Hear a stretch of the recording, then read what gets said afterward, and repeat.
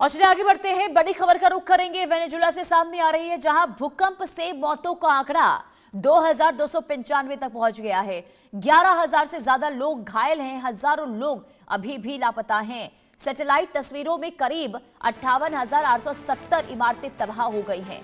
राहत और बचाव अभियान युद्ध स्तर पर जारी है। कई इलाकों में आपात हालात अभी भी बने हुए हैं। वेनेजुला में आए भूकंप ने स्थिति बहुत ज्यादा खराब कर दी है। विनाशकारी भूकंप ने भारी तबाही मचाई है और आपदा के बाद हालात लगातार वहां पर गंभीर बने हुए हैं। ताजा जानकारी के मुताबिक भूकंप से मरने वालों की जो संख्या है वो बढ़ गई है, 2295 तक पहुंच गई है, जबकि 11,000 से ज्यादा लोग घायल हैं। बड़ी संख्या में लोग अभी भी लापता हैं, जिनकी तलाश के लिए लगातार सर्च ऑपरेशन चलाया जा रहा है। वहीं सैटेलाइट तस्वीरों से तबाही का भयावह पैमाना सामने आया है। शुरुआती आकलन के अनुसार लगभग 60,000 इमारतें पूरी तरीके से या फिर गंभीर रूप से क्षतिग्रस्त हो गई हैं।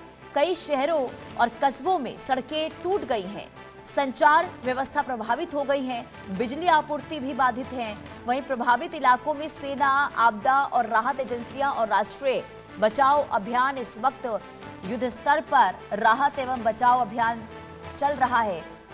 मलबे में फंसे लोगों को निकालने के लिए भारी मशीनों और विशेष रेस्क्यू टीमों की मदद भी ली जा रही है। हजारों लोगों को अस्थायी राहत शिविरों में पहुंचाया गया है, जहां खाने पीने की चीजें, इसके अलावा चिकित्सा सुविधाएं उपलब्ध कराई जा रही हैं। प्रशासन ने कई इलाकों में आपात स्थिति लागू कर दी है और लोगों से क्षतिग्रस्त इमारतों से दूर रहने की अपील की गई है। अधिकारियों का ये कहना है कि मलबे में पूरी तरह तलाशी होने तक मृतकों और घायलों की संख्या में और ज्यादा बढ़ोतरी जो है वो हो सकती है। तो वेनेजुला में अभी भी हालात बद से बदतर, रेस्क्यू ऑपरेशन अभी भी जारी है। 11,000 से ज्यादा लोग घायल इसमें बताए जा रहे हैं, जबकि मौत का आंकड़ा 2,298 के पास अब पहुंच चुका है। और ऐसे में जो प्रशासन की ओर से जानकारी दी गई है कि रेस्क्यू ऑपरेशन अभी भी जारी है और लोग अभी भी लापता हैं। सर्च ऑपरेशन जारी है और आंकड़े जो है मरने वालों के वो बढ़ सकते हैं। अब सोचिए, जो सैटेलाइट तस्वीर सामने आई है, ये जो तस्वीर है भयावह है, डरा देने वाली है। जो इमारतें हैं कैसे मलबे में तब्दील हो चुकी हैं। पूरा का पूरा जो शहर है वो इस वक्त मलबे में तब्दील दिखाई दे रहा है। ये दो तस्वीरें आपको दिखा रहे हैं, जहां महात्रासदी की तस्वीर, 2200 से ज्यादा लोगों की जान जाने की खबर। युद्ध स्तर पर रेस्क्यू ऑपरेशन अभी भी जारी है।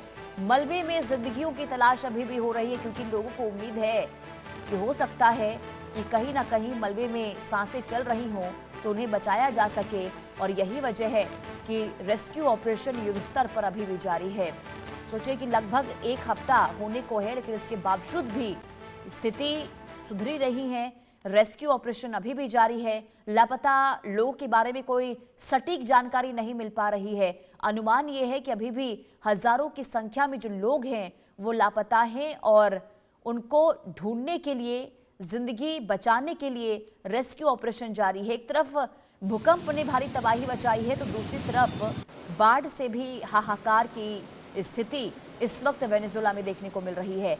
हाल बहुत ज़्यादा ख़राब है। भूकंप का महाविनाश और पूरे शहर का नक्शा समझिए कि बदल गया है। सैटेलाइट तस्वीरों के जरिए आप देखिए कि कैसे यहाँ पर जो ऊंची ऊंची इमारतें हैं, जो बहुमंजिला इमारत हैं, वो मलबे में तब्दील हो गई हैं।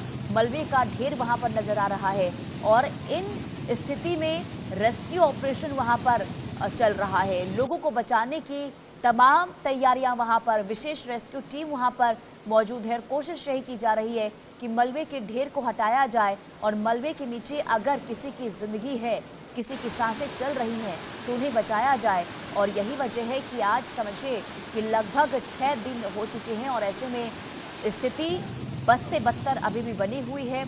हजारों लोगों का रेस्क्यू किया गया है और अस्थायी कैंप में उन्हें ठहरने की व्यवस्था उनके लिए की गई है, जहां खाने पीने की व्यवस्था और इसके अलावा जो चिकित्सा सुविधा होती है उसकी व्यवस्था वहां पर की गई है। क्योंकि कई लोग ऐसे भी हैं जो बहुत ज़्यादा जख्मी हैं, चोटिल हैं।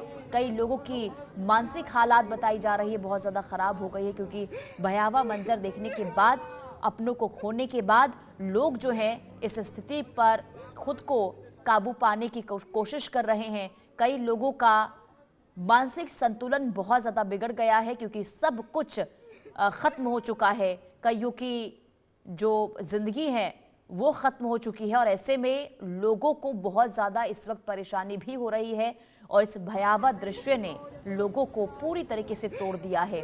ये हालात वेनेजुला में इस कदर बने हुए हैं जिसे संवारने में वर्षों लग जाएंगे।